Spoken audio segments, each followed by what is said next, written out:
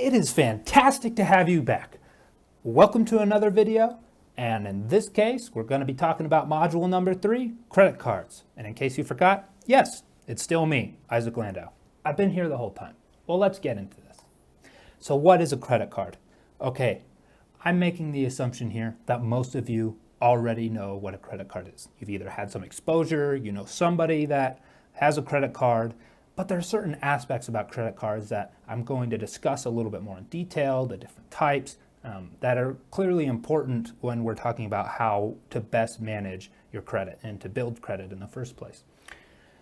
And so simply, we have to start somewhere. And a credit card is simply when a company, in this case is now the lender, loans you money, which you're the borrower, and then you pay that amount back later.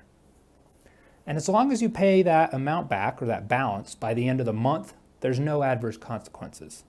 However, if you don't pay that amount back in full, not only will your credit score decrease, but you'll also have to pay interest on that balance you carry, which is not ideal and which is how people start tumbling into this whole idea of credit card debt.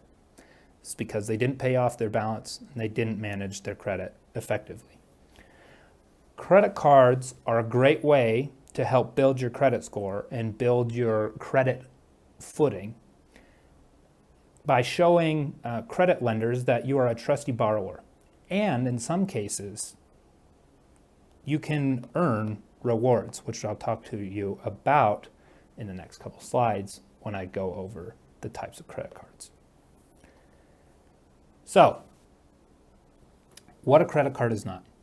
You get to borrow somebody else's money to buy things, and then you can pay them back. So you can buy anything you want, right? No, wrong, obviously. You already knew that. You're already quite intelligent, and you're just wanting to know more about credit, which is why you're taking these courses in the first place. But a credit card is not an excuse to spend money you don't really have. I know way too many people personally that treat credit cards as just surplus money, and they're like, oh, I'll pay it back later. But now they're carrying a balance. So how do we not fall into that trap? Well, guess what? Luckily for you, you already know how. And if you forgot, you can always go back and check out the budgeting section where we discuss different ways of creating a budget and creating boundaries and making a robust budget, which includes credit cards. And with great power comes great responsibility. I know it's corny, but I had to include it in there. So what's the difference between debit cards and credit cards? Well, debit cards, they really only let you spend what you have. If you only have $5 in your checking account and it's tied to your debit card, you can only really spend that $5. You can't go over unless you have overdraft protection or whatnot, and but there's like a hard amount. Credit cards, on the other hand, you can spend up to your credit limit. It generally has fraud protection, unlike a debit card, which does not. You pay interest on an outstanding balance, which debit cards don't have, and you can potentially earn other benefits with a credit card, which I'm going to talk about now. So what are the different types of credit cards? Oh my gosh, there are so many. But what it comes down to is there's really only 3 main types. Now there are other places that are going to say, oh, there's 10 different types, there's 5 different types. Well, I'm breaking it down to 3 because it makes the most sense and it's the easiest, at least for me, it was the easiest to understand. And essentially you have credit building credit cards, you have rewards cards, and you have what I like to call carrying debt cards, or oopsie, you didn't know how to manage your credit correctly and now you're having to get a new card to help fix that problem. So when you're starting out, it's great to have these credit building cards, which are, there are these cards called secured cards, which, can help you build your credit and get your footing in a place to have credit to your name. And there's specific things with that, such as student cards, which I can talk about later. And then you have what's really common is these like rewards cards, or you get rewards for a company that you tend to go to, like REI has a card, you can get points for that. And by the way, just because you get points for a thing by shopping at that place doesn't mean you should shop there more if it doesn't fit within your budget, because that's another way you can fall into this trap of carrying a balance on your credit cards. And then, like I said, there's this category here that I like to call carrying debt cards, or whoopsie, I made a mistake. I didn't know how to manage my credit cards, and now I'm having to get another credit card to help build my credit score and my reputation as a good borrower back.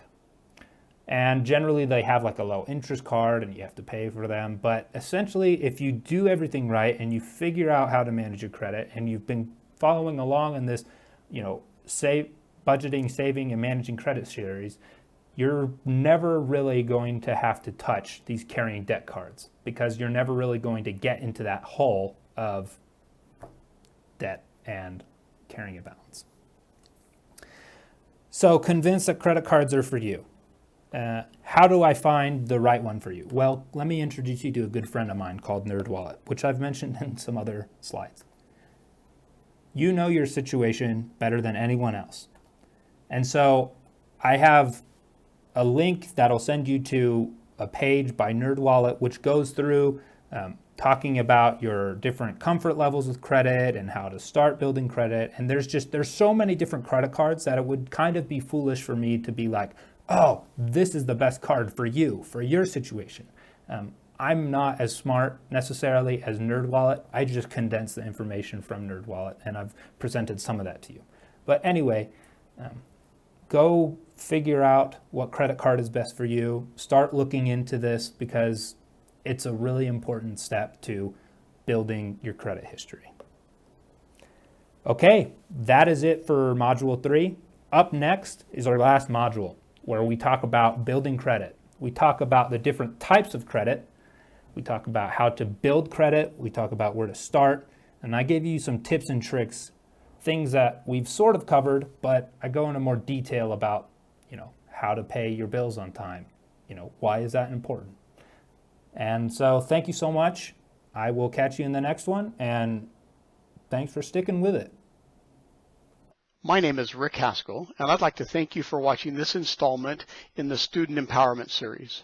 This series was prepared by students in the Bill and Vieve Gore School of Business as part of our outreach through the Center for Financial Wellness. I'm a finance professor here at the college and director of the Center for Financial Wellness. We've prepared the Student Empowerment Series to assist students in important elements in their life and their progression through the college, part of their Westminster experience, if you will. In this series, we take a look at financing higher education. We look at budget, credit, and savings. And we look at some of the more important elements of adulting. We'd like to invite you to follow us on social media at our Instagram, YouTube, LinkedIn, and Facebook sites. You're welcome to use the QR codes provided or simply go to this site. Thank you.